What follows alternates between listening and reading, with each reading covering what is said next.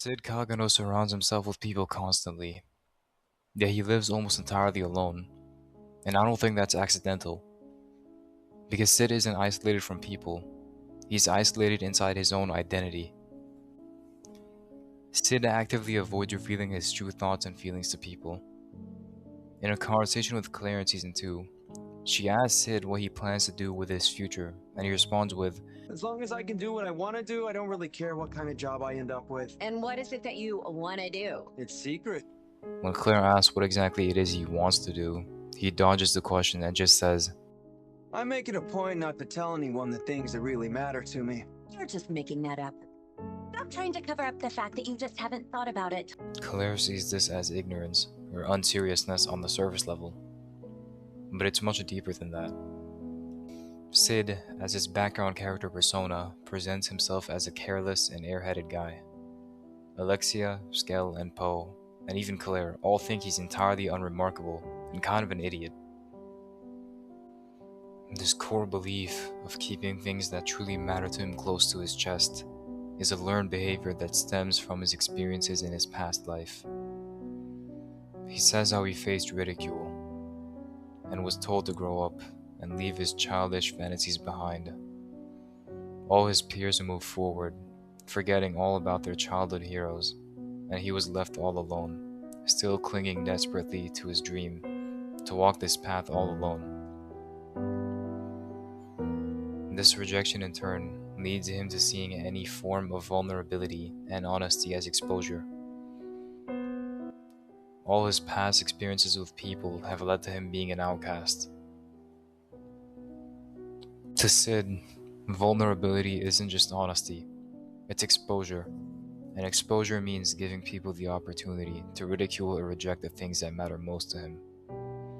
So instead of risking that, he emotionally withdraws from people, keeping his true thoughts hidden behind layers of performance and irony.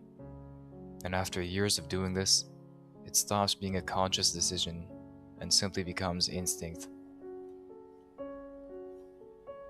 Back at the end of Season 2, when Rose faces ridicule and turmoil for stabbing Perv and quote-unquote betraying her people, Cid comes in to help Rose overcome her struggles. She was completely broken at this point and abandoned any hope of being able to pursue what she truly wanted. Cid, in a way, felt like he related to her struggle, because he faced similar struggles in his old life. Learning through his own experiences, he tells her that people always talk, question, and ridicule you for your actions and beliefs. But in the end, all that matters is staying true to your chosen path, illuminated under the moonlight. This isn't just about protecting feelings though. It's protecting a carefully constructed identity. Cid doesn't just hide himself, he actively shapes how he wants to be perceived by others. Shadow Garden worships Shadow as an almighty god, but they don't actually know Cid. They interpret Shadow as a symbol, he who lurks in the shadows in order to hunt the shadows, but they don't understand the person behind those words. Shadow Garden fills the gaps with myths and their own interpretations. They project meaning onto him rather than understanding him, and Cid never corrects this either. Because Shadow is not a shared persona, it's a solo performance.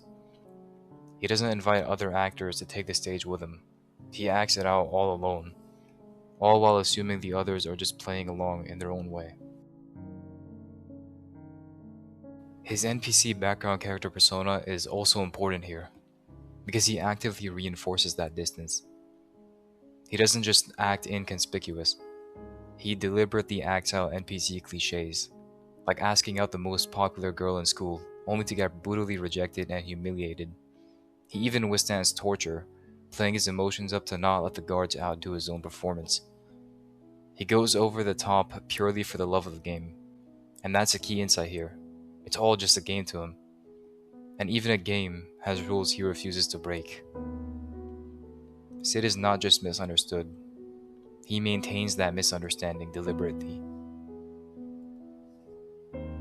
Isolation, in Cid's case, is not emotional weakness, but rather a protection of his ideals and fantasies.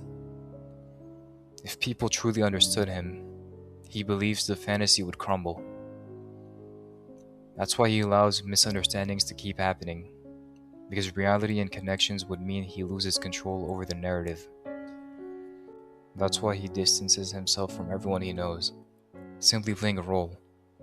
When he interacts with Alexia, although he drops his NPC routine, he isn't willing to be friends with her.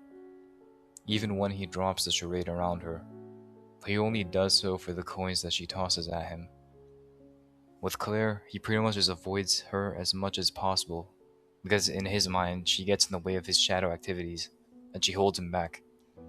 With Rose, although he shared her struggle, he wasn't emotionally present, and was simply there for her so he could fulfill his own role-playing storyline. And although Alpha is Cid's perfect roleplay buddy, because according to him, she can improv on the spot like a genius, he still maintains his distance, keeping all his relationships at arm's length, making sure no one ever gets too close to him. He isn't incapable of connection. He's just avoiding integrating people into his reality. Every relationship passes through a performance filter. Nothing is allowed to fully anchor him to reality. Maybe he doesn't isolate because he hates people. Maybe he isolates because this dream is the only thing that he fully believes in.